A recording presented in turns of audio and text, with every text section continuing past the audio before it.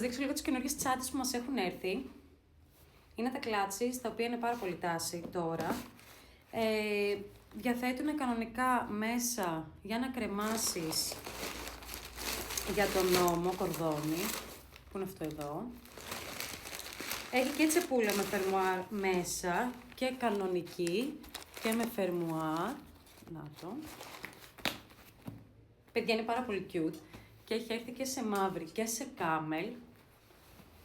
Τίποτα. Έχω ερωτευτεί αυτή τη τσάντα, ειλικρινά. Λοιπόν, συνεχίζω με αυτή την υπέροχη τσάντα, την οποία πιστεύω ότι θα ευχαριστηθούμε πάρα πολύ τώρα την άνοιξη μετά τη σετάκι μας και το τζιν μας. Έχει και charm πάνω καρδούλα που έχει και μεταλλική λεπτομέρεια. Λοιπόν, ανοίγει και έχει φερμουάρ και έχει και αυτή η τσέπη μέσα, δύο, είτε μία με φερμουάρ και από την άλλη χωρίς. Λοιπόν, και συνεχίζουμε με μία ακόμα τσάντα που έχει έρθει, την οποία πραγματικά την έχω λατρέψει πάρα πολύ. Είναι αυτή εδώ. Είναι αυτή με τη μεγάλη χειρολαβή. Παιδιά, είναι πάρα πολύ ωραία. Έχει φερμουάρ από πίσω και έχει και μέσα το ίδιο κόνσεπτ όπως οι προηγούμενες, μία τσέπη με φερμουάρ και μία χωρίς.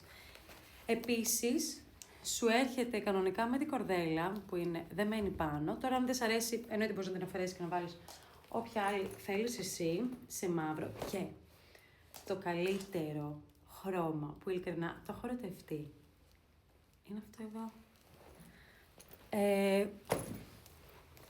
Έχω πάθει σοκ. Με το που την είδα, την ερωτεύτηκα. Πάρουμε λίγο ένα moment, όσο προλαβαίνουμε. Παιδιά, είναι πάρα πολύ ωραία. Αυτά λοιπόν είναι μερικά από τα καινούργια πράγματα που έχουν έρθει στο κατάστημά μας. Θα ανέβουν όλα σύντομα στο e-shop μας.